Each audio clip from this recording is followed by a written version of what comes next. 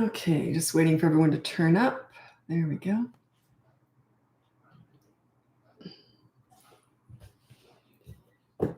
Okay, just waiting for everyone to turn up.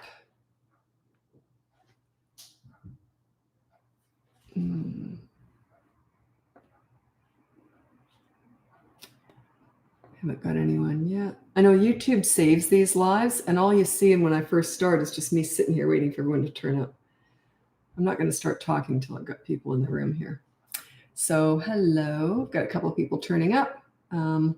Letitia, welcome. While we're waiting, I'd love to know where you're from. I'm here in Vancouver, Canada. So where are you from? My hat's on crooked.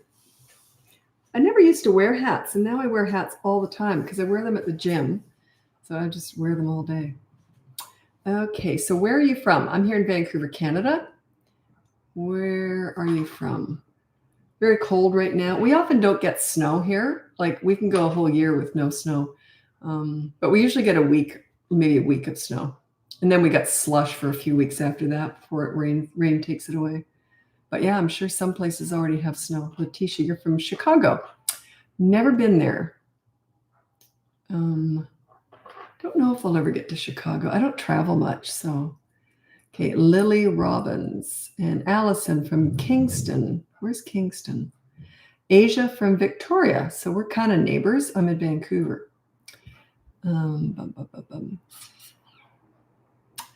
Okay, how many people we got in here? Slowly coming in. Isabella, where are you from? And Lauren on YouTube from Kentucky. Hello, Lauren. I had a client today that everything I was saying, yeah, I heard that. Sometimes when people hire me for coaching, they've seen everything I talk about. So they, yeah, I heard that story. Yeah, you said that the other day on a podcast. It was really cute. So all my stories were old. I had to come up with something new. Hello. Okay, I'll just get going because we've got enough people. Huntsville, Ontario. Welcome, Darlene. Okay, so let's get going. I'll introduce myself. First of all, my name's Lisa. I'm a parenting coach. If you go to my website, it's BratBusters.com. You can get my free behavior board. You can look into my boot camp courses. I have 2 of them, one for toddlers, one for older kids. If you want to hire me for coaching, you have to get on the wait list for that. It's quite large, but I'll get to it eventually. And but there's no wait list for the podcast. It's called BratBusters Parenting Podcast. It's on all the platforms, and we save it on YouTube if you want to watch us do it. My daughter and I work together. We do the podcast together. She does all the marketing and all the planning for the business. And so, yeah, she works. She's a workaholic. She works very, very hard. She works way harder than I do. Okay, so Ontario. Hi, Allison. Northern New Hampshire. Welcome, Katie Williams. Okay, I'll just wait for your questions. I am here to answer questions, but I like to throw other stuff in too, because most questions are just about discipline. And you know, that's not what I'm all about at all. I'm about connection with kids, not discipline. Discipline is something you got to do, get it out of the way, and then you don't have to do it really. Once you got your leadership set up, the discipline doesn't really even come into it much. Thanks for that. I appreciate that. Yeah, my daughter and I have a lot of fun doing the podcast. We do 2 a week. We've got something coming up. We're doing 7 podcasts in 7 days. And the reason why we're doing that is we want it to sort of be our pillar content. So if you've never heard of BratBusters before, you can start by watching those 7 videos, because they're going to hit on all the big topics. 7 podcasts. So it's going to be 7 podcasts in 7 days. We've already filmed most of them. Lots of fun. Hi, Rebecca from Toronto, and Stephanie from Utah, and Mavis from South Carolina. Had clients from South Carolina. Southern Indiana. Don't think I've had clients from there. And that's Montana, isn't it? What's Minnesota? You know, I get those mixed up. There's 3 of them I get mixed. Montana, Minnesota. Must be Montana. Okay, so I'm just waiting for your questions. Any advice for divorced family kids? My daughter doesn't like staying with her dad, cries when she's there. Yeah, I can't really help you with that, because, you know, dad has a right to see them too. I can't help you with that other than you make sure you get along. If the kids ever see you argue, it scares them. They don't like that. So just make sure you get along, in front of the kids at least. My kids went through divorce. Wasn't really much of a, there's always a few bumps along the way because it's a big, it's a big change, right? But we never argued or anything. So the kids never saw anything negative, which really helps. They don't care that you're together. They just care that you get along. Thanks, Krista. I appreciate your support. Australian mama here. Well, that's where my kids were raised. My son was born in Sydney. My daughter was born in Brisbane, and we spent most of our time there, about 20 years in Brisbane. So my kids are, we're all Australian and Canadian. The only reason I left Australia was because my mother was elderly and she was getting, sick and that. So I wanted to be here for her. I'm the only daughter, and a mom needs her daughter, right? When she's older and that. So she ended up dying in my arms a few years after we arrived. She was 93. It was a beautiful goodbye. So I'm so glad that I was here for that. Okay. But yeah, my only advice when you're going through a divorce is just get along. Love your kids more than you hate each other. That's all I can say. You're stuck with that. Your kids didn't choose to come into this world. You chose to bring them into this world with that person. So make the most of it. You're stuck with them for the rest of your life. Okay. That's just the way it is.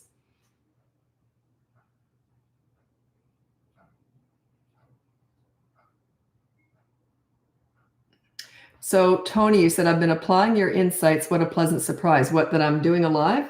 I don't know what the surprise is. So, I used to do lives every day, and I'm trying to do more of them again because I really do miss it. And because, the only parents I talk to generally are in coaching, and they're different. They're, they've already absorbed a lot of what I teach usually. So, and you're often new. So yeah, it's nice to get different types of parents coming in.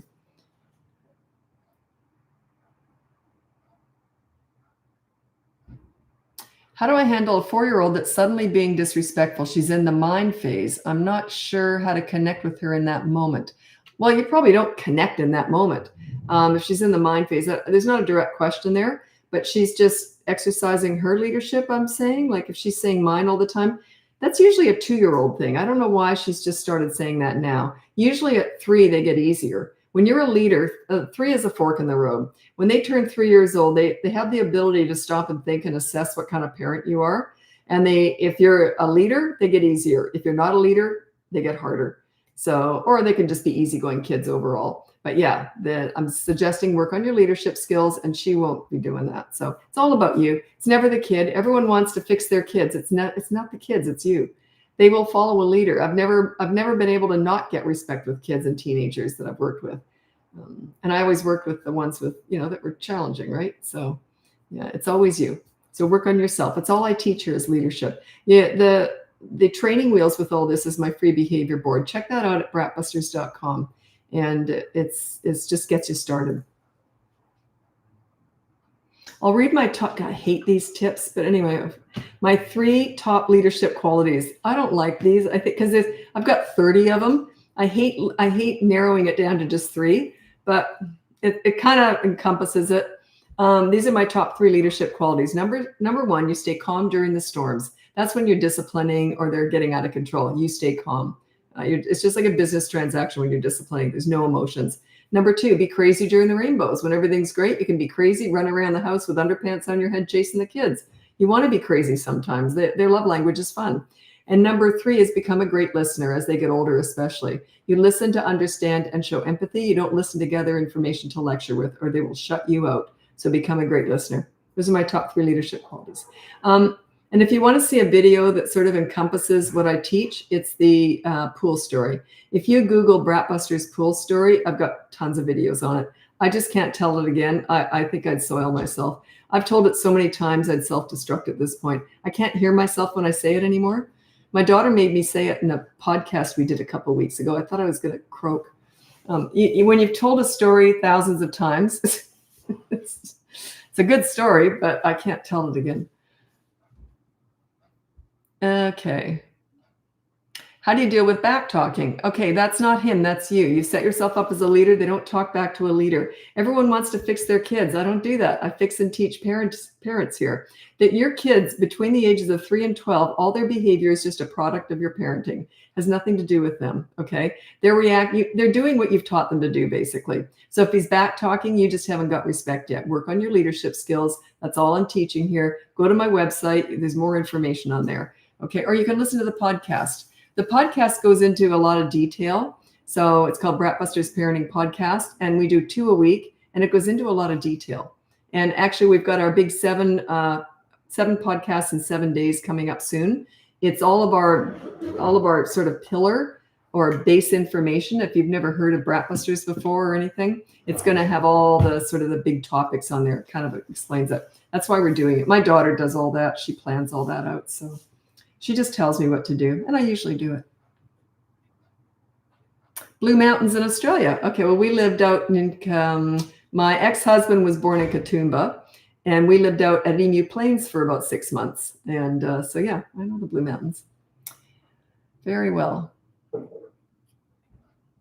How do you react to I don't want to? Well, I don't know what it's in reference to, but if you got to get them in a car seat and they say I don't want to, don't talk about it. Just get them in the car seat. So if it's something that needs to be done, you follow through with actions, you make it happen. But don't discuss it. Don't discuss it. Parents always want to discuss and explain. The more you explain, the more they complain. Yeah, it's because I think that I'm not too sure why that is, why parents want to explain everything over and over and over and over and over again, because they already know what. I think you're explaining because you think they don't understand.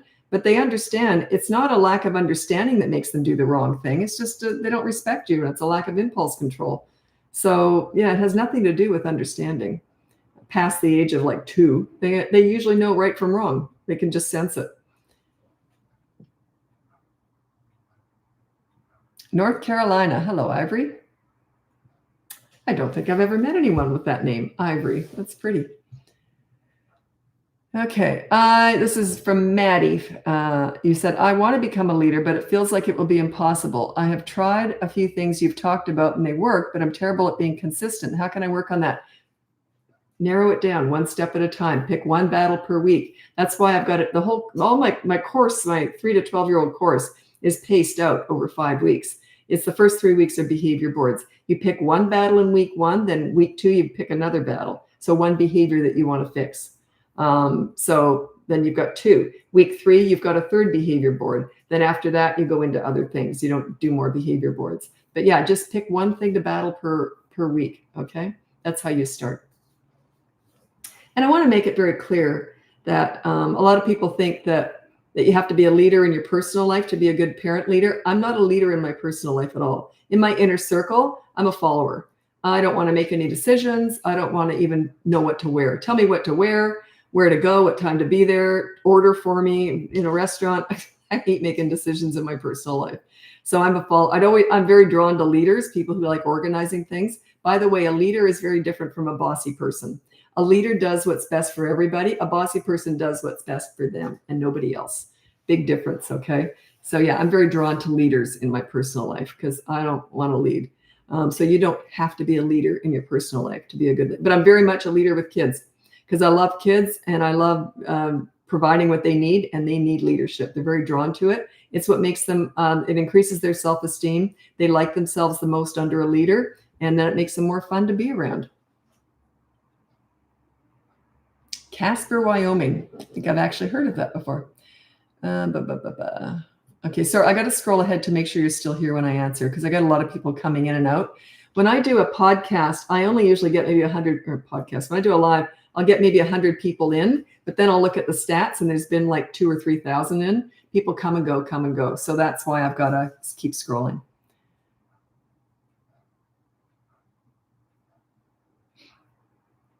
Okay. My 7-year-old is totally having difficulty learning to tie his shoes. Do you have any tips or tricks? It's very frustrating when he gives up. Yeah, the bigger the shoelace, the better. So I would just get rope and tie it around his leg and get rope or something, like something bigger, and then just try that, or just get Velcro. It's not a big deal. I've known kids who really struggled they didn't know how to tell time with this, the old analog kind of clock.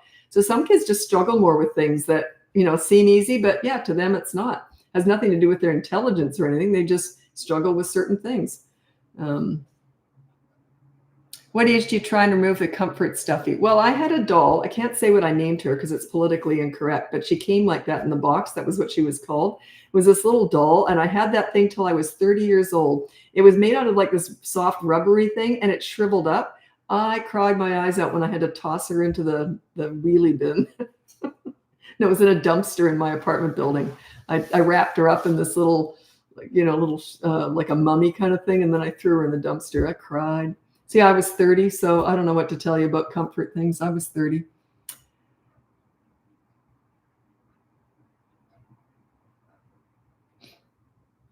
If you could give one piece of advice for someone wanting to start learning, you're looking for a shortcut, parenting leadership skills with 2 and 4-year-old, what would you say? Go and look at my pool story video.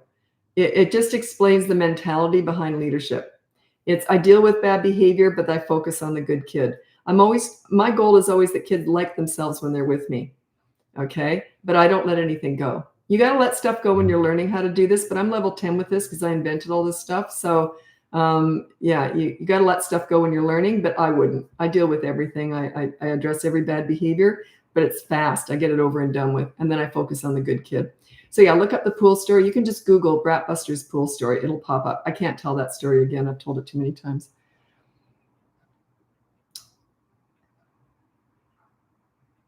I know my daughter never tells me what we're going to be talking about in a podcast. She plans them all. And because I don't like planning anything, I'm not good at that. I need to just be in the moment when I'm coming up with answers. Anyway, so she did warn me. She goes, Mom, sorry, but in this next podcast, you're going to have to tell the pool story again. She warned me. Oh, did I groan and complain and whine. Guatemala. Hi, Cynthia. I don't have any clients in Guatemala. I coach people all over the world. Some countries I've never even heard of, but I know I haven't had anyone in Guatemala, not that I know of. This is how stupid I am. I've got clients in China now, and I do everything online. This is how stupid I am. I mean, you're probably going to think, what an idiot. I thought that there was no video communication between China and other countries because they're communist. I understood that I don't understand that. I never ask them because I get so busy coaching, I forget to ask them about that. But how come they can talk to me on video? I thought they didn't have that there. Anyway, I should look into that. It just popped into my head because I have no filter. Just popped into my head. Okay. Is it okay to tell a child to relax when a child is not misbehaving but overactive? Now, how would you feel if you were all excited and your spouse said, just relax, calm down? There's your answer. How would you feel? What do you do after 3 behavior boards? That's in the course. There's a lot to sort of say about that, but I move into in the moment discipline. You can still use the behavior boards, but now you're dealing with all bad behaviors. It's just teaching you how to deal with rules and consequences. So you can say, now every time there's a bad behavior in this house, including me, the parent, there's going to be a consequence. Okay. The behavior board is just teaching you how to do this. So then you move into everything. And the problem with that is parents will often say, well, what if they do 100 things wrong in the day? I say, third strike, you're out. They do two bad things in a day. The third strike, you say, I'll tell you what, we'll discuss it after dinner. So after dinner, let's say you've had a really bad day with them. And you say the first 2 times you did the first consequence, right? And then it just gets out of control.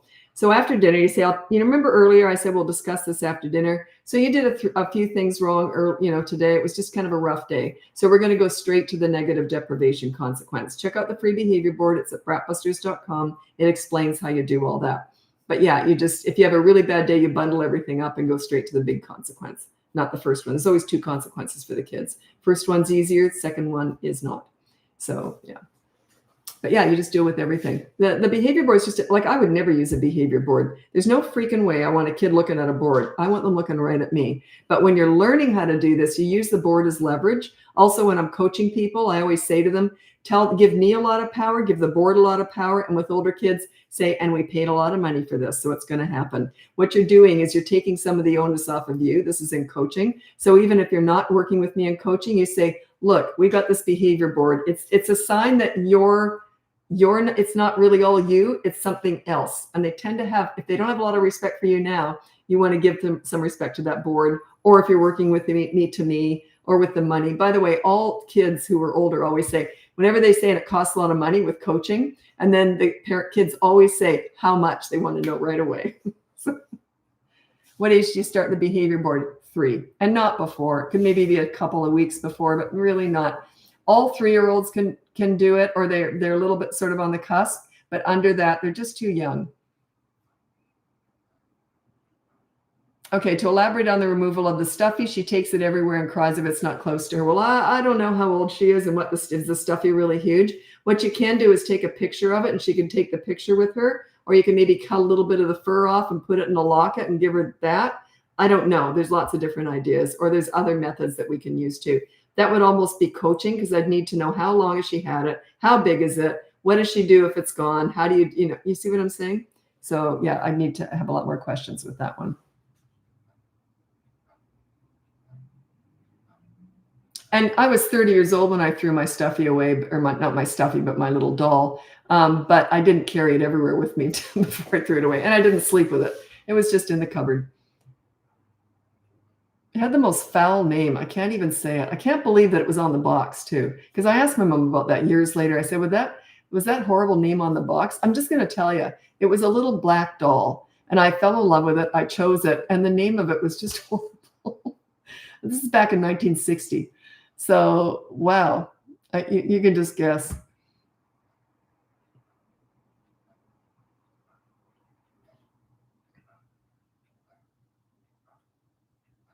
Okay, potty training tips. I don't have any tips because it's a whole system, and I can't give you a tip. There's no tip that's going to help you potty train. It's a step-by-step system. It's in both of my boot camp courses. It goes through it in great detail.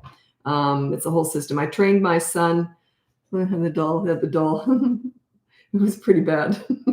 So it's as bad as you can imagine. Anyway, it had 2 names. The first one I can't say, and the second one was Baby. And that's what I always called her. And I remember as I was growing up, people were horrified by the name of my doll. And I didn't realize it was a derogatory word. It was on the freaking box. Anyway, isn't that awful? Okay. Sorry, someone just wrote something on YouTube. That's where I was reading. What was I saying? About the potty training. Oh, I trained my son in 1 day, and at 2.5, and my daughter in 2 days. But I was already a leader, so it helped. Okay, but I made it all fun. It was all incentive based. There's only 2 things that I reward when I'm teaching kids something. One is potty training. The other is school morning routine.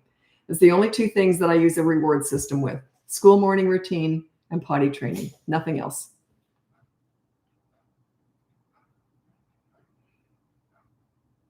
Yeah. Oh my. Yeah. You'd say a lot worse if you heard what it was. It was horrible. But we didn't see it as a derogatory thing. I love that freaking thing. And it's just horrific now when you think about it.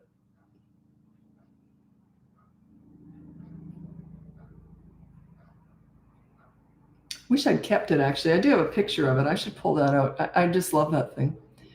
Okay. How was your day? Someone asked. Yeah, my day was good. Do a lot of coaching. Yeah, I had a new client today, which is nice. I don't always have. I'm not always able to take on a new client, just because most of my existing clients rehire me, and they always get first priority. So, but yeah, I took on a new client today, and that's always fun. I love that. I love meeting someone new in coaching. So it was good. So it was a good day. And I get very attached to my existing clients too. Okay. And I always feel like when I'm talking to a client, because I'm 65 now, so it's different. They're all younger than me. And I always feel like I'm mothering them. I always feel like the parents are my kids. And so, yeah, I really like that because I love mothering, right? So, but when I first started my business about 20 years ago, I specialized in teen crisis work. And I was like 20 years ago, I was 45 or whatever. So a lot of my clients had teenagers, and they were older than me. And because I'm such a, this is what you do, this, very direct, and I don't have a filter or anything, very direct. I always kind of felt like, and another thing that you do, because it's kind of hard to be mothering people who are older than you, because I take a very strong mothering role when I'm coaching. It struck me as quite funny. So, but now I'm older than all of you. So it's my favorite thing in my business is coaching. Whoops. Okay. Things like that were more acceptable. Red Fox, Archie Bunker. Well, how old are you that you know those people? I never liked Red Fox, but I certainly loved Archie Bunker. I thought it was great. Yeah, but it was innocent. Like it wasn't derogatory. It was innocent, right? Okay. Okay, this is a very good question, and it's not one that comes up very often. Okay, home channel on YouTube says or asks, how do I remove the fun? Now, this is with toddlers, okay? You use consistent corrective actions with toddlers, not the behavior board. By the way, when you sign up for that free behavior board on my website, it's a mini course, and it also has a toddler section. So it's not just the behavior board. Okay, how do I remove the fun when my 2-year-old starts hitting and thrashing when getting dressed, brushing teeth, doing practical things that need doing? I can't walk away and don't want to discuss it with her. Okay, you follow through with actions. If you're doing something that you need to do, and I always say that the correction with them is consistent corrective actions, which is removing them from the fun or removing fun from them. In this case, and I should make this more clear because this should come up more often. I don't know why I haven't mentioned it. But if their bad behavior is around trying to get them dressed, just get them dressed. That is the consequence. When you say, I'm getting you dressed, and they fight you, make it happen. Oh, I have talk like that because it's like diaper changing. That is the consequence. It's going to happen anyway. Don't talk about it and don't look at them. Okay. Don't get eye contact trying to reason with them. Their eyes are spinning, they're out of it. Right. So yeah, if it's something that has to be done and they start kicking up and acting out, just make it happen anyway. Okay. They have a fit because you're trying to get them in the car seat. Just get them in the car seat. Might take a while. You're not looking at them or talking to them though. Okay. That's really important. So you're just waiting and you're holding them over the car seat, kicking and screaming. As soon as you feel them start to weaken, just fold them in and clip them in as fast as possible. And that's it. That is the consequence. It's going to happen anyway. Eyes are spinning. Yeah. And pea soup's coming out. They're nuts, right? You can't talk to them. And why would you try? You know why you don't? Another reason why you never enter a tantrum is because that's the low road. You stay on the high road, let them join you there. People tend to go down to the low road with their kids when they're acting crazy. I don't. I'm just up here. It's almost like I'm up here waiting. I'll be here when you come up. I don't join them there. I let them get that out of their system, and they learn. They do come. You want them to rise to the high road. You don't want to go down to the low road, right? That comes up a lot, is ignoring tantrums. It comes up a lot. And I think the reason is that so many people are teaching a different way and it's confusing. And if you got to pick a path that suits you, if my style doesn't suit you, just move on, go to someone else. Right. But yeah, I've been doing what I do for 50 plus years with kids. So, and I just found what works for me. And it's probably not the only way, but if you were to mix up different techniques from different parenting experts or coaches, it wouldn't work. It's like dieting. Like if you were to throw timeout into my methods, it would tank. I hate timeout. I think it's mean. If you were to throw in doing a mini therapy session during a tantrum into my methods, it would tank. I think it's very disrespectful to do that, actually. You got to let them learn how to process their own emotions. You can't self-regulate their emotions for them because it's called self-regulating. It's not regulating at someone. It's you got to let them learn how to deal with that. And the way they deal with it is they're watching you, waiting for that to be over. That is your helping them. That is your support. You're right there. You're just filing your nails. They'll learn. You're just waiting for that to stop. As soon as they stop, you go, oh, you all done? You want to go read a book? See, it's no big deal. Not to you. Can't show that it upsets you. Okay. What do you do after the free behavior boards? I actually already answered that. So I'm going to hop over to Instagram anyway, because I got to go. And I'm on YouTube the whole time, every time I'm doing a live. If you don't want to join me on Instagram, BratBusters Parenting, you can check out my website. It's BratBusters.com. You can get my free behavior board. You can look into my boot camp courses. I have 2 of them, one on toddlers, one for older kids. If you want to work with me one-on-one, that's coaching. Sorry, I have a big wait list for that, but I'll get to it eventually. You can sign up on my website if you want. If you are an existing client or you've hired me in the past, you don't go on that wait list. Okay, you get first priority. You email me separately. You've already got my email anyway if you've worked with me. Okay, and also you can check out the podcast. We do 2 a week. My daughter works with me. She does all the marketing, all the planning, and we do the podcast together. So she asks all the questions and she sets it all up, and then I answer as best I can. So that's called BratBusters Parenting Podcast. It's on all the platforms, and we film ourselves and put it on YouTube if you want to watch the podcast. Anyway, I'm hopping over to Instagram now if you want to join me over there. Happy parenting.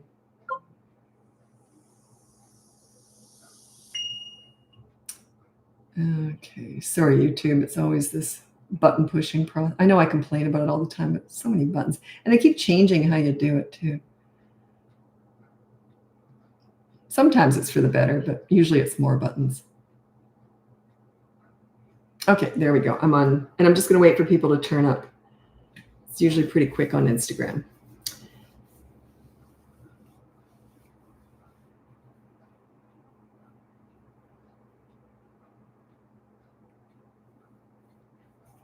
My toddler doesn't like if you say you're all done. She prefers me to say we good now.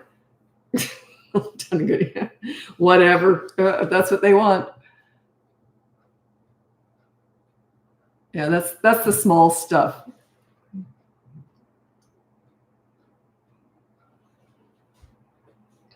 Okay.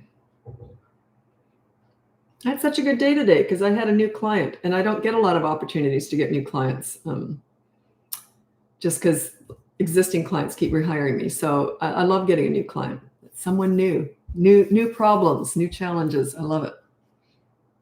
I mean, I get very attached to my existing clients too, though, but it's nice to mix it up.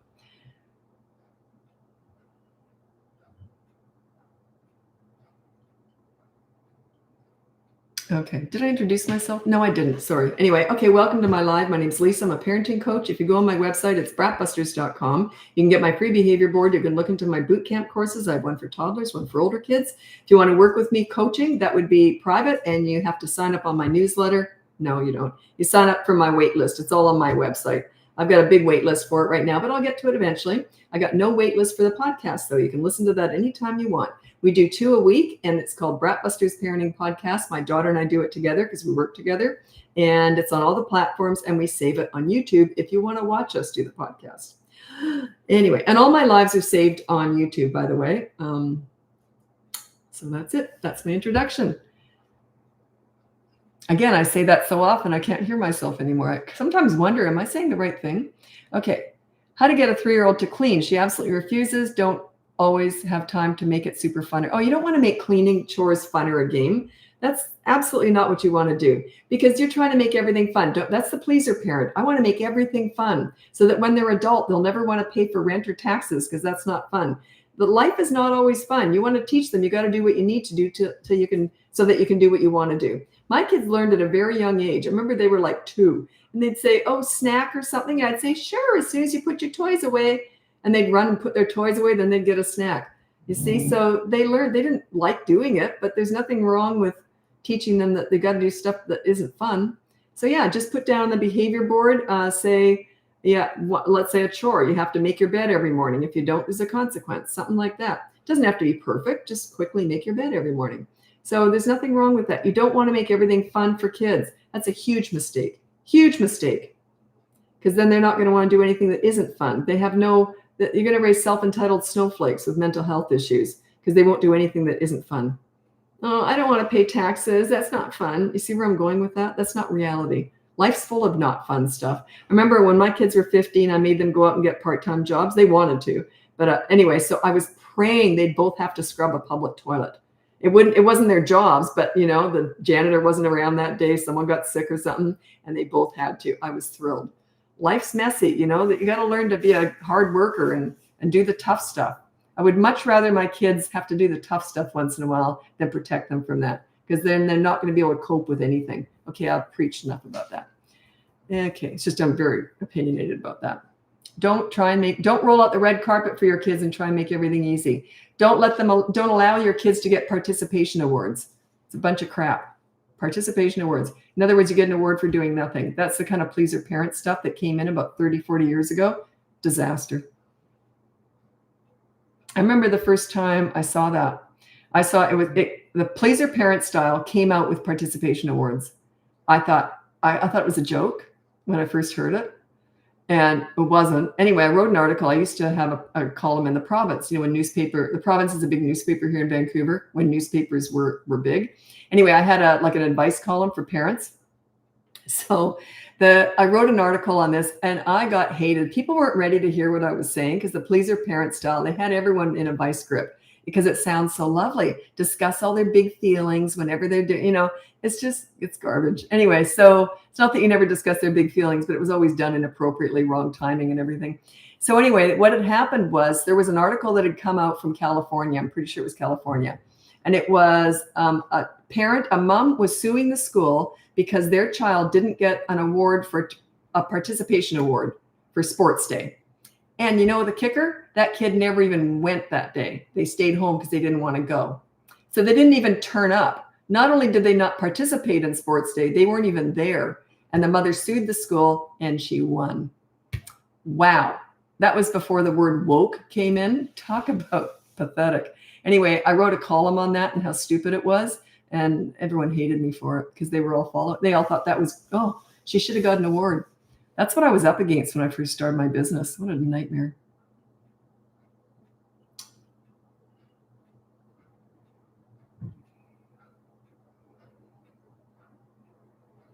Oh, I don't know what that means.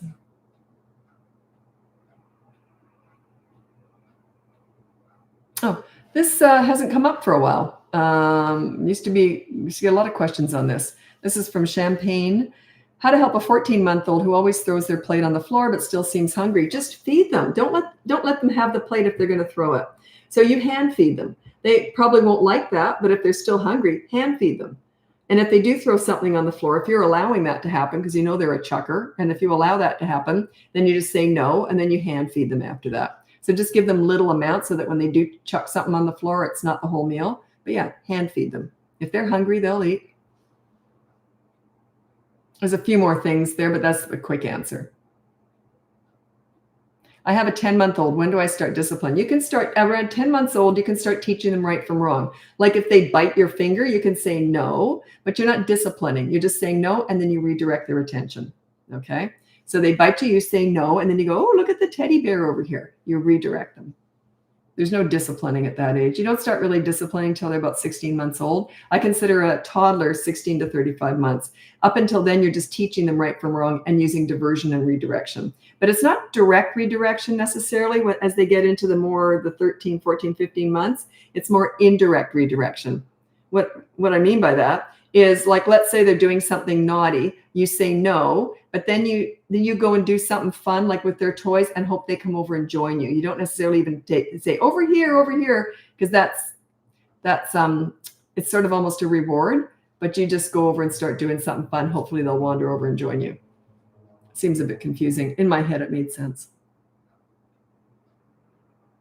You didn't put the age for lying. I need to know the age before I can answer that one effectively. And you have to ask the whole question or else I won't know what you're talking about.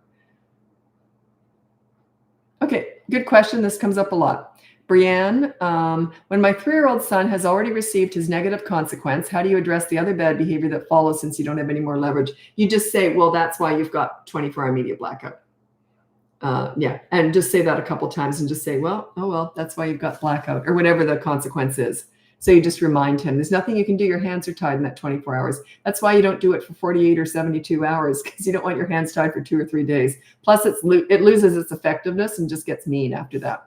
So yeah, I just do it for 24 hours and say, well, that's why you've got 24-hour media blackout. The thing is, there's nothing you can do in the moment. You're investing in tomorrow. So I think I'm going to sneeze just a second. I had this such a cute story. I've told this story a lot. I thought it was so cute. I had this client who I think the son was 8 years old, and he loved his PlayStation, but he had 24-hour media blackout. So this is about week 3 that I was working with them and with the mom. And so he'd had 24-hour media blackout. And then she said he didn't know. I think I'm going to sneeze. He didn't know that she could hear him, but he sat down after the 24-hour media blackout was over. He sat down in front of his PlayStation and he got the controller and he said to himself, I won't be doing that again. So he sounded like an adult, like he learned his lesson. So he never ended up getting 24-hour media blackout again. Either he didn't break the rule or he did the first consequence. So yeah, they will learn eventually. You're investing in tomorrow. It's short-term pain for long-term gain. Everyone wants the quick fix, but a lot of parents go for short-term gain and then long-term pain. That's what yelling is. Yelling is, it works in the moment, but it's going to backfire down the road. That's why we don't yell. It's going to backfire. And leaders don't yell. Like, I've never been yelled at, and I never yelled at my kids. My mom was a leader and my dad was just not the type to yell. But yeah, it just yelling is it's weak. It's weak. It's intimidation and fear is what yelling's all about. You don't want to go there. Most parents yell though, because it does work in the moments, initially, and you don't know what else to do. So I'm just here to teach you what else to do.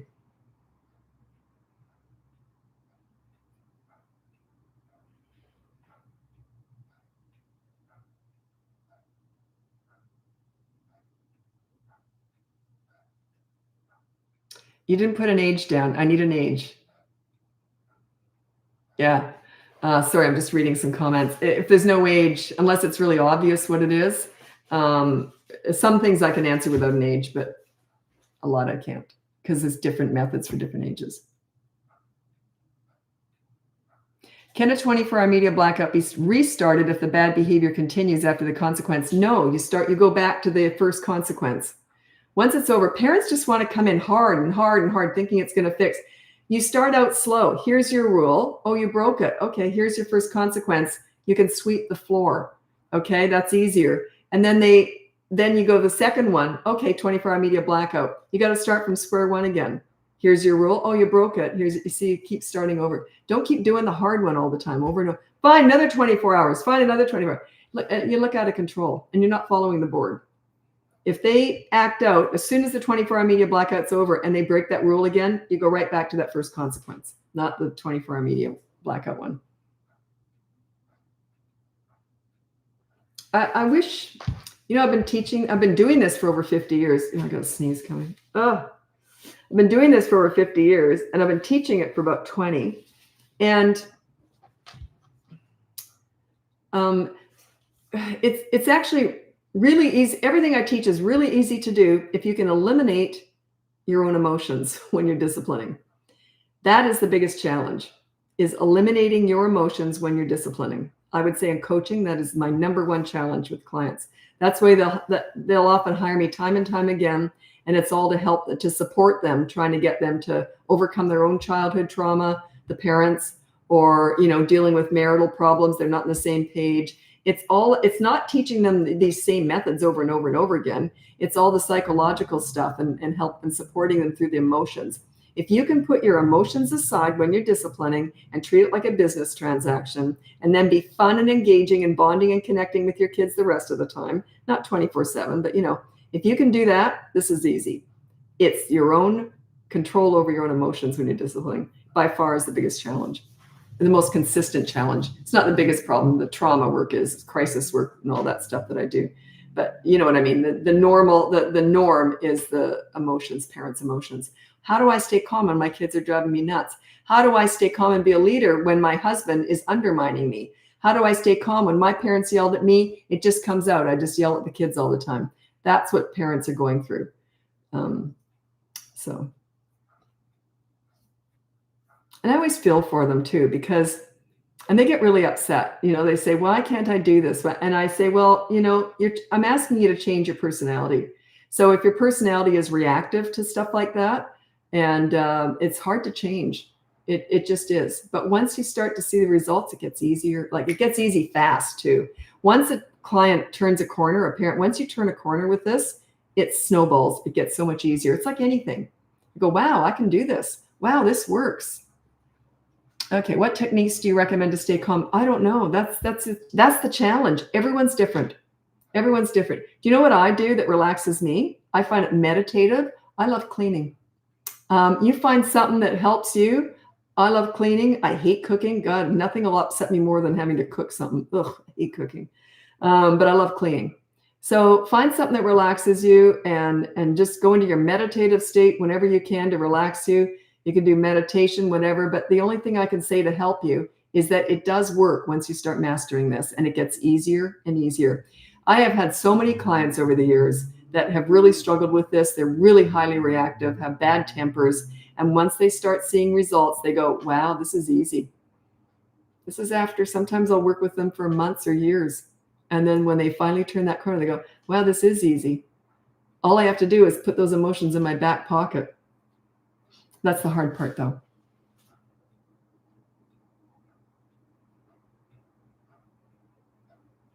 Like imagine if you, and you might relate to this, imagine if you're raised being yelled at and you were afraid of your parents. Maybe you rebelled, or maybe you just never did anything wrong because you were afraid of your parents.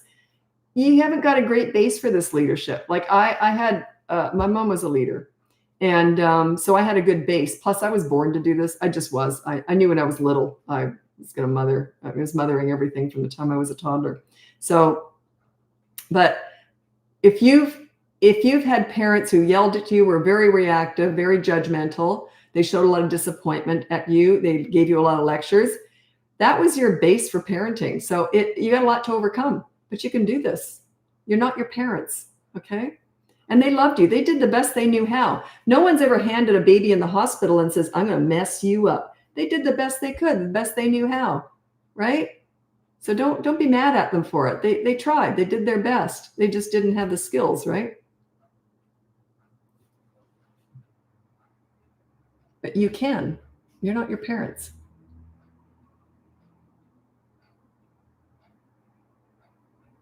At 2, should you ever provide an incentive to do a chore? Well, I'll tell you what I did with my kids. I didn't try and get 2-year-olds to do chores. But what I did say to them is I said, if they wanted to go for a walk, and I'd say, do you want to go to the park or whatever? Do you want to go, whatever? And they'd go, yeah. And I go, great, let's put our toys away first. So that's what I did. Whenever I wanted them to learn something, a good habit, I waited till they asked for something. And they'd go, oh, snack or something or lunch. And I go, sure, as soon as we make your bed, as soon as we get dressed, as soon as we put your chores away or toys away. That's what I did. I called it the as soon as method. So they got to a point, they were like 2.5 or 3. And I can remember and I knew that my son, especially, I remember, I always knew when he wanted something, like he'd always look at me and then he'd go, oh, and then he'd look around and put stuff away. And then he'd come and ask me. He got so used to doing this that he put stuff away before he'd even ask. And my granddaughter, they've got her trained really well with this too. So whenever she wants to eat, she'll instantly start putting stuff away first. We'll pack up her books and that before she even goes in the kitchen. It's really cute. So yeah, that's not really a chore. It's just, you just clean up after yourself, right? By the way, that goes away when they're teenagers. They forget that. That's a whole other can of worms. What if the other parent is not as accepting to a different parenting style? You cut a deal. Say, I'll tell you what, this is the way you want to do it. This is the way I want to do it. We will flip a coin and we'll go with that one for 3 weeks. If it works, we keep going. If it doesn't, we go to my method or the other one. Okay? Cut a deal. It's the only thing I can recommend. Well, that's not true. If children are naturally drawn to a leader, okay, they just are. The leader brings out the best in them. Therefore, they have more pride. They have higher self-esteem. They like themselves, their self-worth. Everything goes up with a leader. That's just what leaders do for kids. Now, if you've got a parent who is not a leader, but wants to undermine you all the time, if you're a really good leader, they lose power. By the age of 3, especially 3 to 4, the child is drawn to that leader. So the weaker parent, the one who threatens or the authority or the pleaser, that's a weaker parenting style. Both of them are.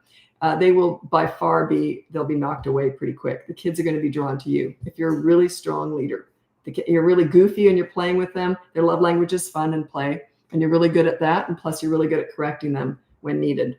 And you're also accountable. Remember, you have to be on that behavior board too.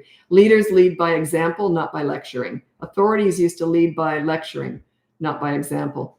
And the pleaser, there's no leadership there at all. It's a disaster.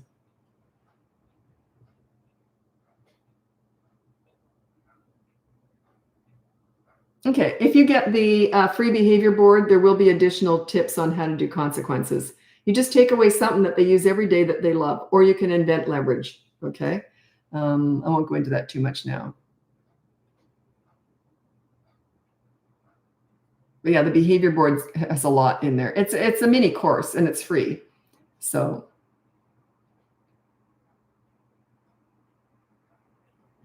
a lot of people are using that behavior board. I happen to have heard the figures from my daughter the other day. There's a lot of people using that right now. A lot of people are getting great success just with that free behavior board. But if you want to go further, that would be the boot camp courses, or the next level would be working with me, which is really expensive. So I recommend just listening to my podcast, buying a course, or just getting the free behavior board. If you want to work with me, it's a big financial investment. I talk very fast. There's no filter with me. But it's very expensive and there's a big wait list. So I always try and steer people away from coaching.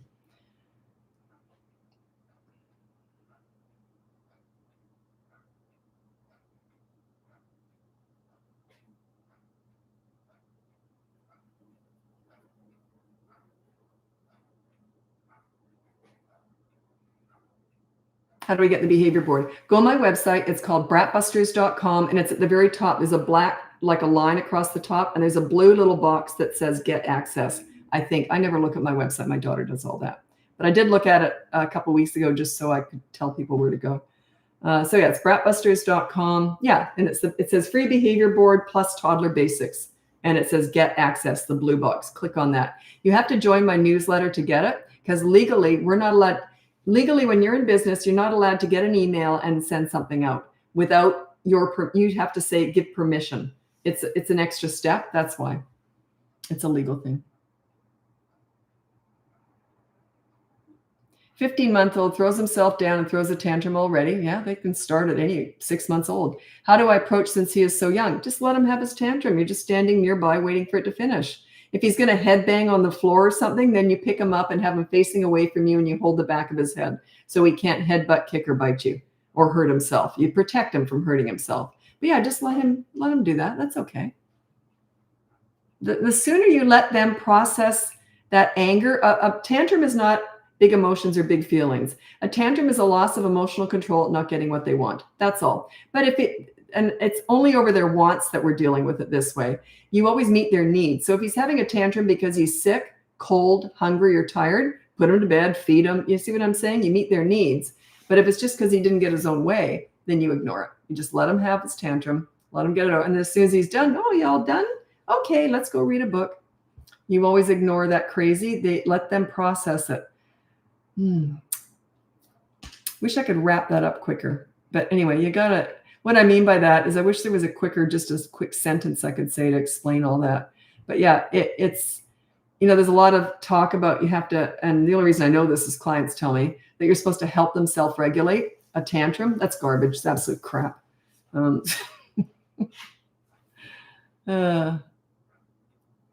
Someone said, wow, your granddaughter is very young. Well, I'm old, but yeah, I'm sort of started grandparenting later. She's 22 months old now.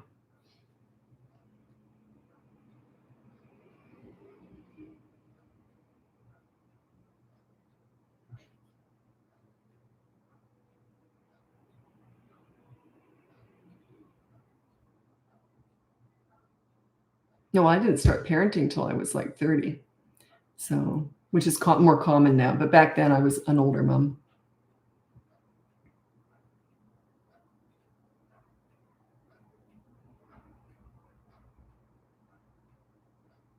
I heard this before. You've been on here before, and I think I addressed this, or I read it anyway. Maybe I didn't address it. You said, my 5-year-old son is very sensitive to correction. He cries even when I'm kind and explain.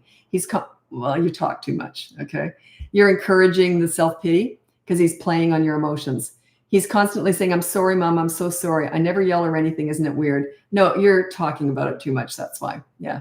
Just say, okay, that was bad. Here's your consequence. I'm sorry, Mom. I'm sorry. That's okay. Just sweep the floor. Like, that's how I talk. He's saying it. He's playing on you. It's like he's working you. I'm so sorry. He's trying to get pity because you probably give it. So yeah, I just say, well, okay, whatever. Yeah. Okay, good. But here's your consequence. See, I don't dwell on it. You're giving it way too much power. That would be my general answer, unless there's extenuating circumstances around that. That's my general answer. Kids who do that generally do it for the power. It's a manipulative tactic. How do you handle an almost 7-year-old that still has tantrums? If they're having tantrums past the age of 3 or 4, it means they only do what works past the age of 4. So it means they must work. You must get upset. They must get what they want, or you must give them attention. And it must work. They only do what works at that age. So you must be feeding it somehow. Unless there's some extenuating circumstances, right?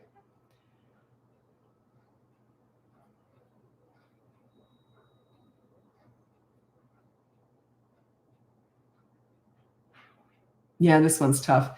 I just got custody of my husband's 12 and 14-year-old boys. They have a lot of behavioral problems. I'm so lost, afraid they're too old to correct. No, they're not too old to correct, but it's hard, especially 14, as they get 13, 14, especially 15. So you're still under the 15. with boys. The most common age I'm hired for coaching with boys, teenage boys, is 15 and just turned 15. Seems to be a real hormonal, I don't know, surge or something that goes on there. And their brains are really affected. They just sort of go into this other zone. But yeah, that would almost be coaching, or you could look into the boot camp course. The boot camp course can stretch up to 14, but it's all 12-year-olds are fine for the boot camp course, 3 to 12-year-olds. But yeah, I might look into that if I were you. And I'm going to read out my top 5 tips for parenting teenagers. Okay, they're my favorite age, by the way. I love teenagers. Okay, my kids are all grown now, but I love the teen years. I think we all had a bit of fear about it, but I kind of started working with troubled teenagers before my kids were teenagers. And yeah, it was an eye-opener. I thought, wow, this stuff works. And the teenagers were the ones who told me, he said, you got to teach this, Lisa. So yeah, your parenting's got to shift and change in the teen years for sure. Okay, these are my top 5 tips for parenting teenagers. Number 1, listen to understand and show empathy. You don't listen to gather information to lecture with, or they will shut you out. If they want your advice, they'll ask for it, and they already know it anyway, so they probably won't ask.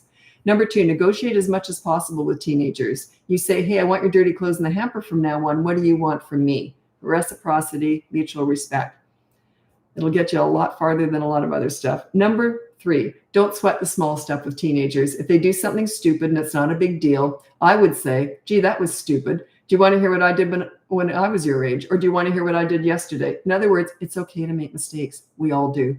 Number 4, don't leverage the good times to discuss the bad times. A lot of times people will hire me with teenage stuff, and I'll teach them how to connect with their teenager. And I always say this: do not discuss the bad times. Do not leverage that fun outing with your 16-year-old to discuss how they've disappointed you for the last 2 or 3 years. Sure enough, every so often a parent will slip through and say something like this: well, I'm really enjoying today. We're having so much fun because the last couple of years have been really difficult. They think it's sort of a passive-aggressive way of handing out a compliment, but it's not. And they can't figure out when the teenager flips them the bird and leaves. So yeah, so when do you discuss the bad times with your teenagers? Never. Never. What's the point? What are you trying to prove? Why would you discuss bad times with teenagers? Why would you discuss bad behavior? You deal with it, but you don't discuss it. They already know. Okay. Number 5, with teenagers, and this is with adults too. You can be a right fighter or you can be happy. Can't be both. And a teenager, even if they know they're wrong, they will die on every hill. If they're arguing with it, they'll die on that hill. Even if they know they're wrong, they're going to keep arguing. So let it go. Just say something like this. Say, oh, I'll tell you what, let's just let it go. Or let's just talk about it later. Do not say, let's just talk about it later when you've calmed down. Do not say when you've calmed down. Could you imagine if your spouse said that to you? We'll talk about it later when you've calmed down. See, it's nasty, isn't it? So yeah, that's my top 5 tips for parenting teenagers. And it is harder, for sure. It's harder. The longer you haven't been a leader, the harder it is to become a leader. It's doable though. And a lot of, I would say the problems with teenagers, parenting teenagers, is parents' expectations are too high. I say with teenagers, it's a lot of give, get, give. That's the attitude you gotta have. You know you're going to be giving a lot. You're going to be giving 99.9% in that relationship, and you're lucky if you get a tiny percentage back. Go in with that attitude with teenagers, okay? Then you'll be pleasantly surprised. Otherwise, you'll be disappointed. So go in with that attitude. It's a lot of give and very little get. You will get, but it's not as much as you want or you expect. Until you're a leader, then it can be, a wonderful relationship, but you got to work to get there. You got to earn that.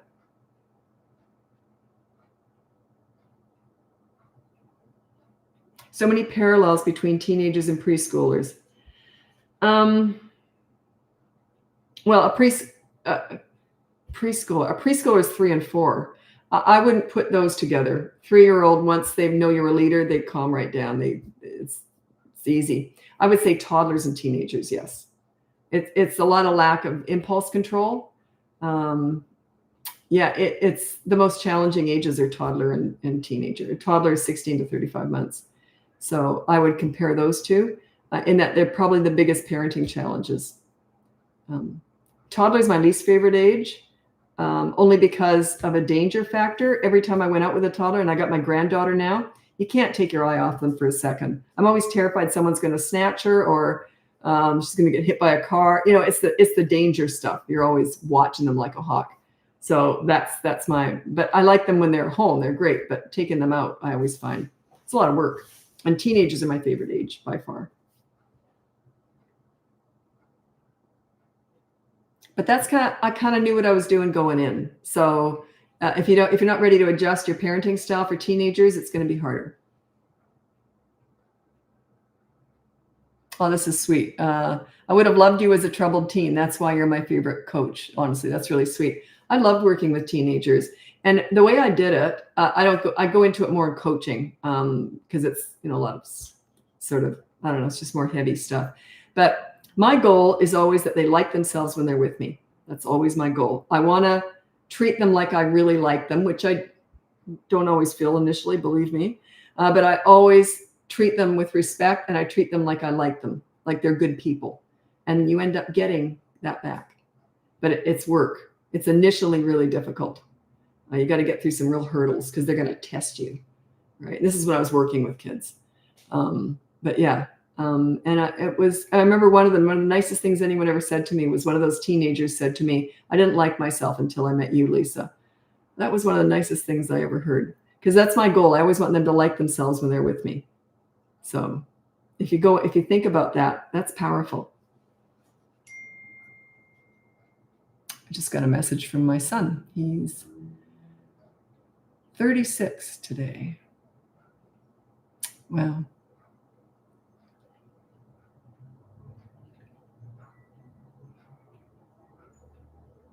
I usually tell him how much he meant to me on the day he was born, because I'm a really sensitive mother. I usually say something like this: 36 years ago today, you tore me to shreds, but I loved you anyway.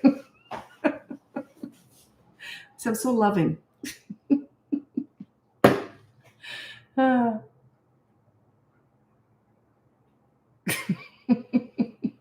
I cracked myself up.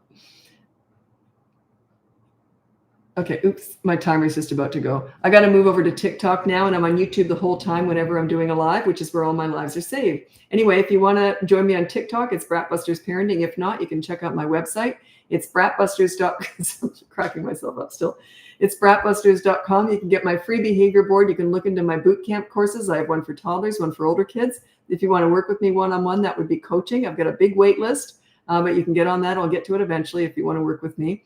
Or you can look into my podcast. It's called BratBusters Parenting Podcast. It's on all the platforms. And if you want to watch us filming it, my daughter and I work together. We do the podcast together. It's on YouTube. We save all the podcasts on there. Anyway, and we do 2 a week, every Tuesday and every Thursday. By the way, we've got coming up 7 podcasts in 7 days. The reason we're doing that is because we realize if people just turn up and they don't know what we're all about here, there's those 7 podcasts. I don't know how she's going to put this or organize this, but it just sort of has all of our standard information. So there's 7 podcasts, and it's all it'll be like on tantrums probably. I can't remember what we did. But anyway, so it's all just the basic information. And what is leadership parenting? I think the very first one is what is leadership parenting. So anyway, thanks so much for joining me. I'm hopping over to TikTok now. Happy parenting.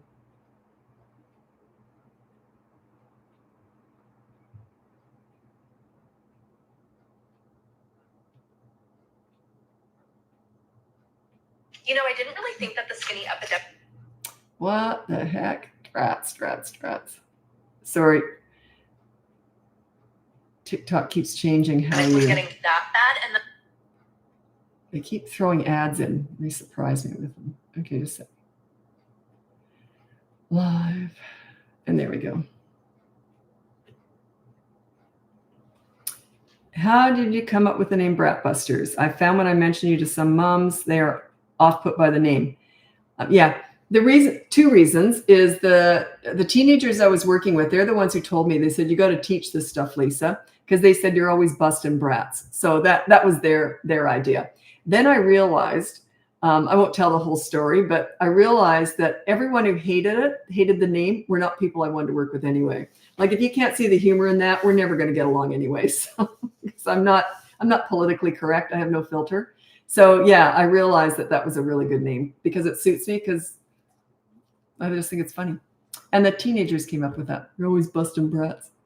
I never called them brats. They did.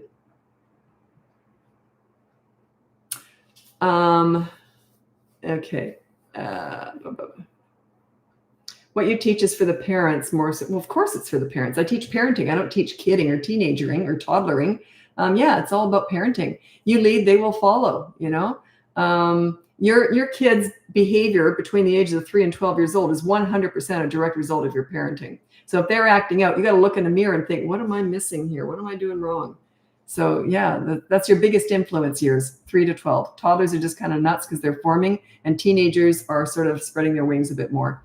Anyway, I'm on TikTok now, and I'll just introduce myself. Okay, my name's Lisa. I'm a parenting coach. If you go on my website, it's BratBusters.com. You can get my free behavior board, or if you want to look into my boot camp courses, I have 2 of them, one for toddlers, one for older kids. If you want to work with me one-on-one, that would be coaching. I coach clients all over the world on Google Meet. So it's all done on video. Someone said to me the other day, they said, oh, I don't live in Vancouver. So, well, I don't coach anyone in person. Anyway, because that wouldn't work out. I couldn't imagine. I'm not flying all over the place. Anyway, and what else? Oh yeah, there's a big wait list for coaching, but if you want to get on that, I'll get to it eventually.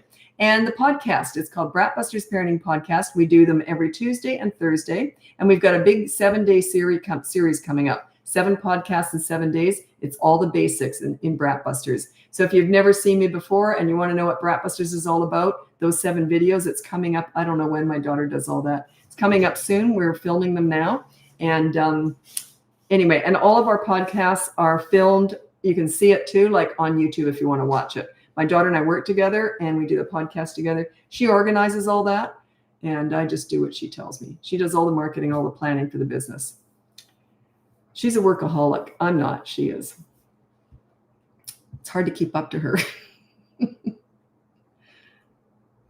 Plus, when you work together, we find ourselves, it's hard to talk about anything but business now. So yeah, that's the only downside because we're best friends too, right? So, but when you work together and you love what you do, we both love our jobs, but we don't talk about much other than the business. So anyway. Okay. So yeah, I've got about 100 people in here. So let's get going. How do you deal with a defiant 8-year-old? Mom doesn't discipline. So are you the dad? Mom doesn't discipline. I don't quite understand that. How do you deal with a defiant 8-year-old? Mom doesn't discipline. I don't know the question there. A defiant, okay. They're not defiant if you're a leader. So work on your leadership skills. I suggest if you want to know the basics for this, the training wheels with all this leadership, that is my free behavior board. Oh, I think I did that. So I've got weird emoji stuff coming on here. Anyway, check out my free behavior board. It's on BratBusters.com and it's at the very top of the website and you'll see it there. Anyway, it's just the basics with all this, and also if you want to know my basic theory on how you treat children and you deal with bad behavior, go to the pool story. If you Google BratBusters pool story, it'll pop up. I've got tons of videos on that and it'll pop up and it just explains how I treat children. I deal with bad behavior, but I don't focus on it. I get it over and done with, and then I focus on the good kid. I'm always treating kids like they're good. I deal with bad behavior, but all of my energy goes into the good kid. Where you put your focus, where you put your energy is what grows. If you're discussing bad behavior, and so you want them to understand it and not do it, and you shouldn't do that, all that horrible stuff, you'll just get more bad behavior. Pretty much guaranteed.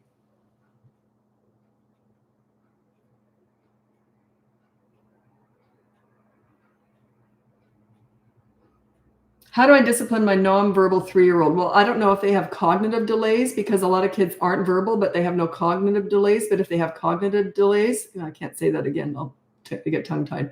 Then that's different. That would be coaching. But otherwise, it's just all the same stuff. If there's no cognitive delay development-wise, then it's all the same stuff that I'm teaching. Yeah, I knew someone that they didn't walk or talk till they were 3. And then they got up and ran and never shut up. So yeah, just because they're nonverbal doesn't mean that they won't talk, or I don't know the situation there, but I'm just saying it isn't super rare for a kid to not say much until they're about 3.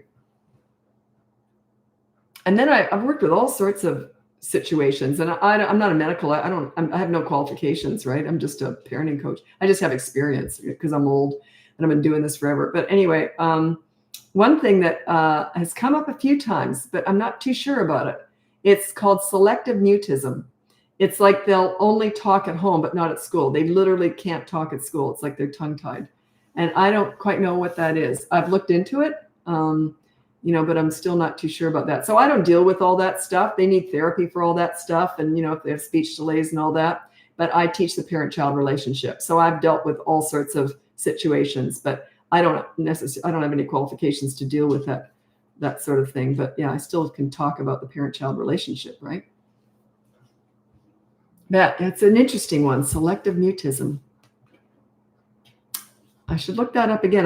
There might be some new information on it. I'm going to write it down so I look it up again. I'm curious about that because I don't know if it is selective or they can't help it. Like, I don't know. Did that make sense? I'm not sure. Okay. Okay, parenting tips for toddlers and teens. Share your discipline strategies. Well, they're very different. Toddlers are 16 to 35 months. The way I break it down, and you use consistent corrective actions. They're not about words, they're about actions. So if they do something naughty, you say one word just to start the ball rolling. So if they hit someone, you say no, and then you remove them from the fun or remove fun from them. But it's got to be fast. And they don't learn right away. It's repetition, repetition, repetition. It's a different style of learning with toddlers. They're not thinking it through so much. It's more of a knee-jerk reaction. It's like a toddler will touch a hot oven 10 times, but probably not the 11th.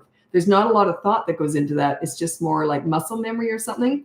I know some of my clients are psychologists or child psychologists, and there's a term for that. They learn differently. It's not they don't stop and think a lot. They just sort of naturally don't do it again for some reason. Okay, so that's toddlers. And then teenagers, the other spectrum, pick and choose your battles with teenagers and let the small stuff go and negotiate as much as possible with teenagers. Say, look, I want you home by midnight tonight. And they say, oh, how about 1 o'clock? And I would say, well, let's split the difference and say 12:30. What I would also say is if they're out having fun and it's like 12 and I'm going to get packed up to go and pick them up, and then they call me and say, look, I'm having a great time. Can I stay till 1 or 1:30?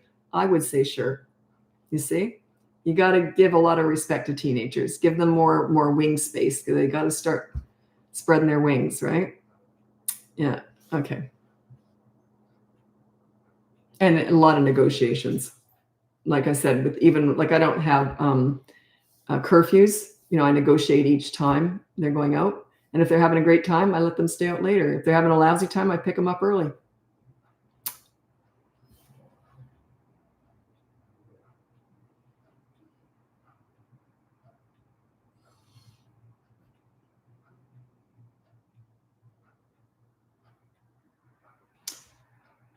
Yes, this is okay. I'm going to read this out. It says, you say if kids have a leader, they behave well everywhere they go. Is that true for toddlers too? No. No. That really kicks in at 3 to 3.5. Toddlers are more kind of unpredictable, and they're just more impulses. They're in the discovery stage. So yeah, no, not for toddlers. Not at all. I mean, they're easing into that, but yeah, you can't trust them to. Like I know with my kids at 3, if someone else had tried to do something and let them get away with something, like here, and they knew I didn't like them having candy and lollipops and that. But if someone had offered them one at 3, they would have said, no, mommy wouldn't want us to have. Even if they wanted it, they knew I wouldn't want them to have it, so they would have said no. Whereas if they were 2, they would have taken it. You see? Did you ever consider, such a good question, I'll tell you why not. Did you ever consider becoming a school teacher? If so, what grade would you prefer? Well, definitely teenagers, but no, I could never be a teacher. I know me. It's not me. I need to connect one-on-one like a mother. I mothered all the kids I worked with. You can't do that as a teacher. There's too many kids. I have nothing but admiration for teachers. I sat in the back of classrooms dealing with the challenging kids, watching teachers thinking, God, I could never do that. It's just not me. And I didn't like school enough anyway. I don't like academics much. I'm more people, like I like talking about people and feelings and all that. It's psychology. So yeah, I couldn't have done it. I have so much respect for teachers though. Oh, what a job. I couldn't do it. Nope. My son-in-law is a teacher. I couldn't do it.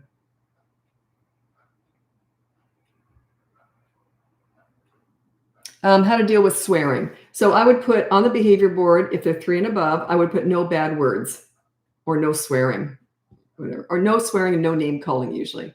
So, and then what they'll do, and then I'll also say, and you can't even hint at it. They might go, well, fun you, something like that. They'll just sort of hint at it. I still consider that swearing. If you hint at it, that's still swearing. But you are a teacher. Oh, I'm teaching this, but I'm not a school teacher. I couldn't do it at all. And I have, you know what, though? I told this just the other night. I was doing a live and I was talking about this.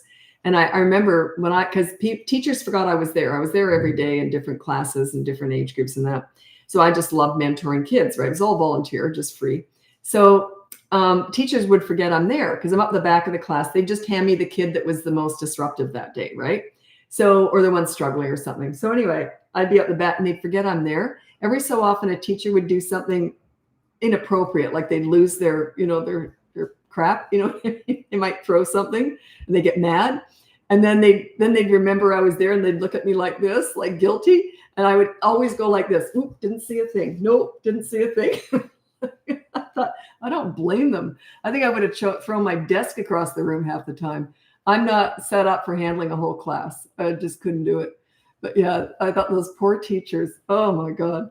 So we'd always laugh later on. They said, you did see that, didn't you? I said, oh, no, I didn't see anything. I saw a teacher throw something across a room once, nowhere near a kid, but in anger, and instantly looked over at me like that. It was hilarious. And also, I want to say, I wrote an article years ago. This is kind of controversial. A lot of people hate me for this, but I wrote an article years and years ago, and it was in the paper. I used to have a column in the newspaper, and I wrote down, stop expecting schools to parent.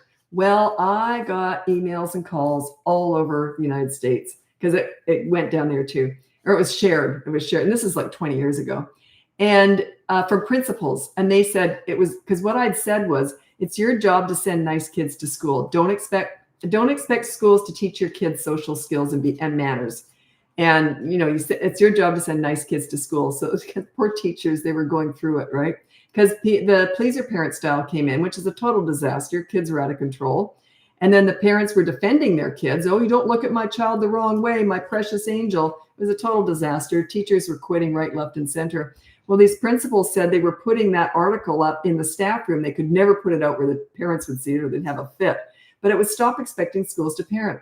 Your job as a parent is to do your best to send a nice kid to school. The schools are there to teach your children academics, maybe throw some sports in, and to keep them alive. That's about it. That's it. But nowadays, parents are expecting teachers to teach your kids about behavior, social skills, manners, sex, nutrition, safe, everything. It's like, what's left for parents to do? If their kids are, by the way, the parents are pulling away from this now. Thank God, finally.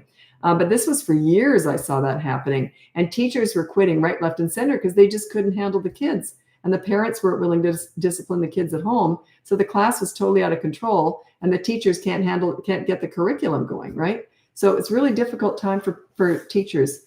I hear it's getting better, but boy, it was a rough 20 or 30 years there, and that was all because of the pleaser parent style. Yeah. Anyway, so yeah, there's my take on school. And teachers, freaking heroes as far as I'm concerned.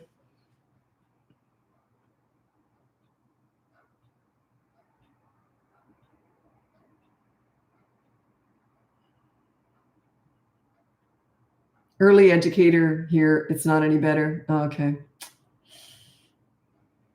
Do you privately coach parents with children who have autism? Oh yeah, that's all the stuff I deal with. And trauma, crisis, abuse, all sorts of challenges, disabilities. That's all coaching, okay? Because I have to get to know you. Now, I'm not a professional medically. I have no qualifications at all, okay?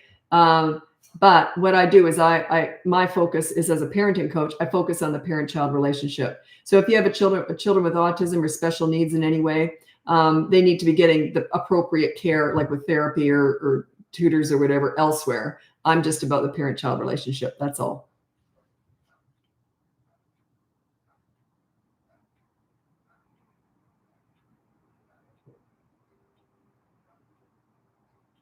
You said, how can I get my toddler to listen to me? I say no over and over again. Yeah, I never repeat myself, by the way. I follow everything up with action. So if it's something that has to be done, like if I say, okay, let's get in the car seat, and they won't, I pick them up and put them in the car seat. So I follow it up with action. I only say something once. If it's something that needs to be done, I follow it up with action. If they're doing something naughty, I say no, and then I remove them from the fun or fun from them. Okay, I use consistent corrective actions, or I just follow through with what needs to be done. That's toddlers. There's a whole section on that in my behavior board free mini course. So you can get that on my website, BratBusters.com. Or I do have a whole course, a boot camp course on toddlers, but just start with the free behavior board. That might be all you need.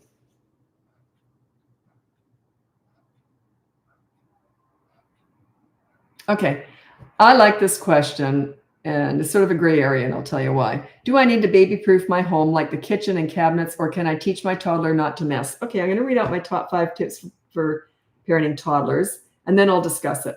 Okay, number 1, child-proof your home so you never have to say no. I'll come back to that. Number 2, set up a toy rotation system so they're never bored. Number 3, connect with toddlers in their world, not your world. Okay, their world is not the nail salon. Their world is rolling down the hill at the park, right? So you enter, that's how you enter their world. Number 4, discipline toddlers in their world also. Their world is not discussions, not these mini therapy sessions discussing all their big feelings and bad behavior and all that garbage. It's not. It's about actions. You use consistent corrective actions when you're disciplining them. If they do something naughty, you just start the ball rolling by saying one word, no, and then you remove them from the fun or the fun from them, just for a period of time. Number 5, stop trying to figure them out. Toddlers are not figure-outable. They're brand new, fresh human beings. They're just forming. They've got one marble and some tumbleweed up here, okay? Imagine if you've only been in the world for 2 years, and the first year you were a potato laying on a mattress. This is so cute. Someone sent us a DM. My daughter reads all that. They dressed up their baby, their 2-month-old, as a potato laying on a mattress. Isn't that cute? Anyway, child-proof your home so you never have to say no. That's a personal choice. That's what I did. I never had to watch my toddlers at home. When my friends brought their toddlers over, I never had to watch them. My friends loved coming over to my place. There was nothing below the waist that they couldn't touch or get into. And even when my son went through the rolling himself up in the curtains, I rolled up the curtains up and I put them over the curtain rods during the day. I never had to watch my kids at home. Funny thing, and I put locks on everything. It's just a personal choice. I wanted to relax. I didn't want to have to follow them around and teach them all that. And then when they were old enough, they just knew not to touch it anyway. So it didn't seem to retard the development in that way. You know, it's not like they were 7 and they were getting into everything once they could.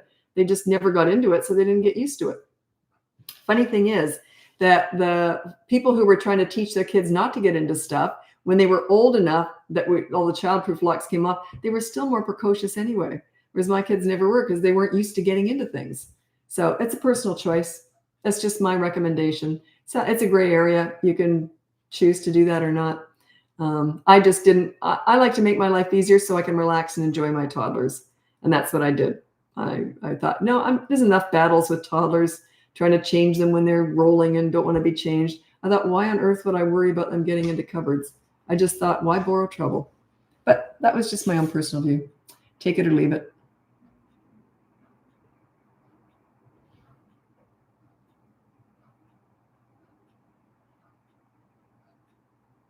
Do you believe kids should learn the hard way? Example, falling out of a chair when you tell them no. Not with that. Not if they're going to get hurt. No, I don't. But I also don't try and prevent bad behavior. If I think they're going to do something naughty, I'm just like, okay, go for it. I'll come in later with a lesson. I never try and micromanage them. I let them make their own choices, unless it's a safety thing. Obviously, I don't want them to get hurt. But if a kid says, I'm going to touch it, I'm going to touch it. If a kid ever said that to me, I'd go, okay. And then when they did, if they weren't, then I'd come in with a consequence. That's that story I often tell when I was asked to work with this 8-year-old boy. I'd never met him before, but I'd heard about him. He was a handful. And they said, would you mind working with him? Because he's a real handful. And I said, sure. So as soon as I met him, and he says to me, if you don't give me what I want, I'm going to have a fit. And I said to him, bring it on. And he never did. It was like he looked at me like, oh, finally a leader. He relaxed. He was great with me.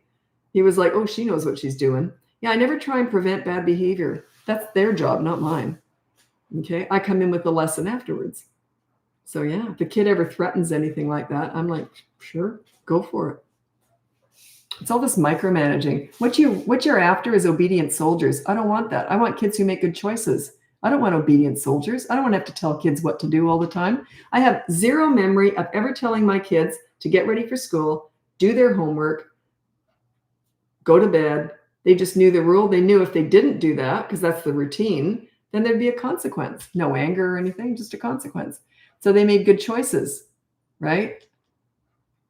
You don't want to be nagging your kids. Ugh, ugh. I wanted to relax and enjoy my kids. I wallowed in my kids. They were fun because I got all that pesky discipline sorted out when they were tiny.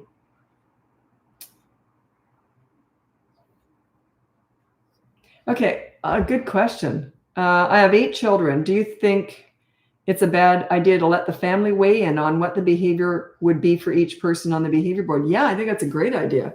I love that. You got to be careful with that, though, because let's say you think one kid, you got to be careful, because if it's something that should apply to everybody, make sure everybody gets the same rule. Like what I mean by that is if you say to one kid, put your dishes in the dishwasher before you leave the kitchen, and then the other kids don't have to, you see, make sure it's, so, but yeah, I think it's a great idea, especially if you got 8 kids. You got a lot of kids who are 8 and over, right? So they should have a say for sure. And especially with your rules and your consequences, because remember, you have to be accountable too, or else you're not a leader. You're just a dictator. Okay, I got to get going now. I got lots of work to do tonight. I always leave everything till, I don't know why. Oh, so if you sent me an email, I'm behind on my emails. I'm getting to them tonight. I do spot check for coaching client stuff usually. But anyway, I got to go. So I'm just going to wrap it up here. And check out my website, BratBusters.com, and you can see my free behavior board, my courses, my coaching, big wait list for that, but I'll get to it eventually. Or you can look into our podcast. It's called BratBusters Parenting Podcast. It's on all the platforms, and we save it on YouTube. We've got a big 7 podcasts in 7 days coming up soon, and that's all the basics with all this BratBusters stuff. So if you want to know what this leadership parenting is all about, those 7 podcasts will cover all the basic stuff. So my daughter planned all that out. She just tells me what to do.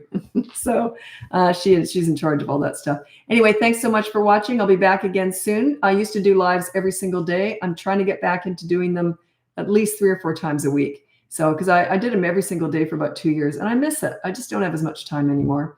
But anyway, thanks so much for joining me, and happy parenting.